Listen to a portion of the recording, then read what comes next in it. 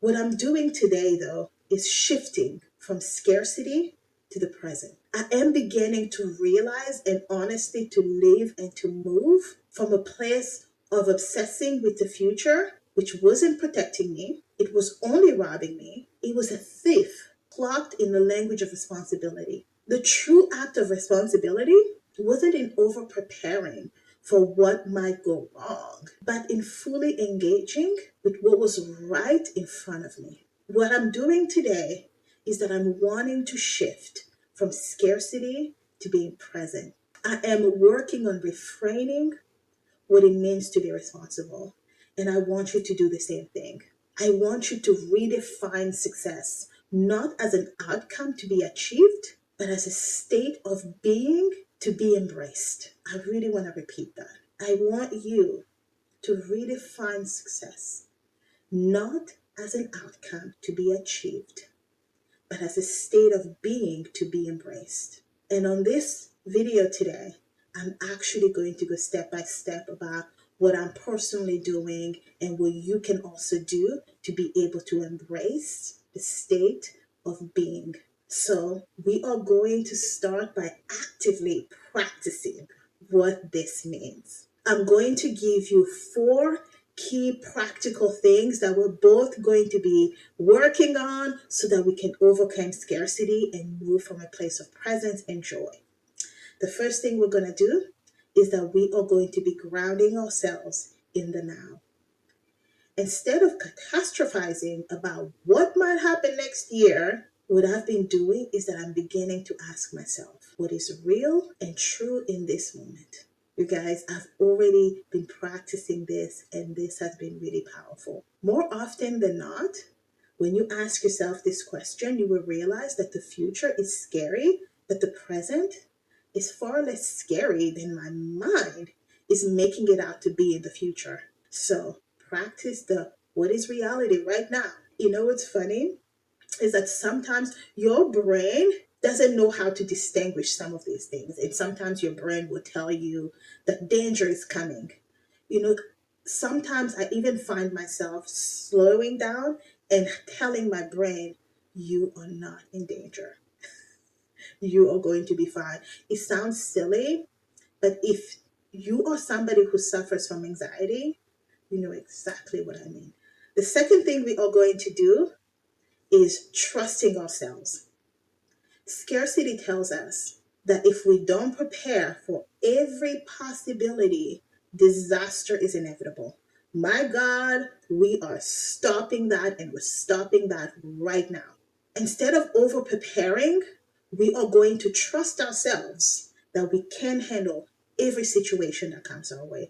This is really important. The biggest source of our anxiety is that scarcity has told us that we cannot handle the challenges that will come our way. But we are empowered women. We are empowered women. We will handle it. We will deal with it when that situation actually comes. Not me preparing for it in the future. When it actually shows up in front of my face, I'm empowered and ready to handle it, whatever it is. Trust yourself. The third thing we are going to do is release the need for certainty. Oh my gosh. I already feel free just saying this. Let it go, honey. Let my people go. Do what Moses told the Pharaoh to do. Let my people go. Release that need for certainty. You do not need that in your life. Life is uncertain. Life is uncertain. No amount of planning will change that, honey. Embracing uncertainty with curiosity instead of fear allows for joy to exist alongside the unknown. You guys, we're not saying that we won't be prepared. We're just saying that we're preparing from a place of joy. Joy can exist in the midst of the uncertainty.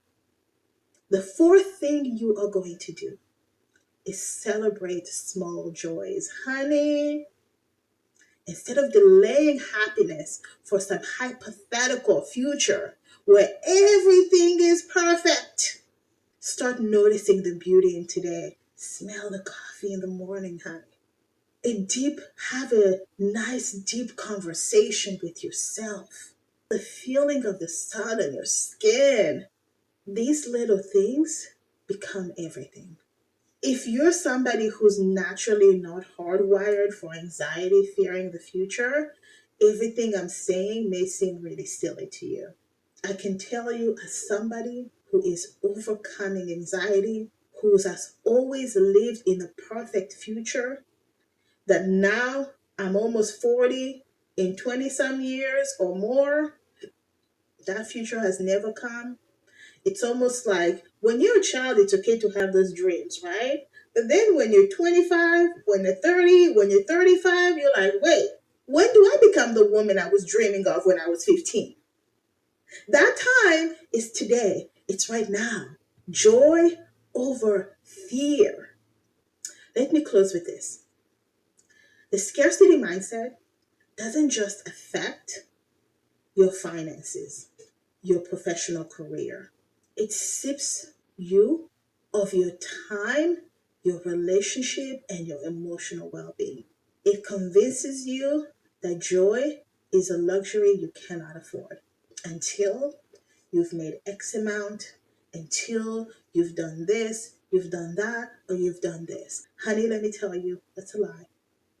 Joy is not a reward for the perfect preparation.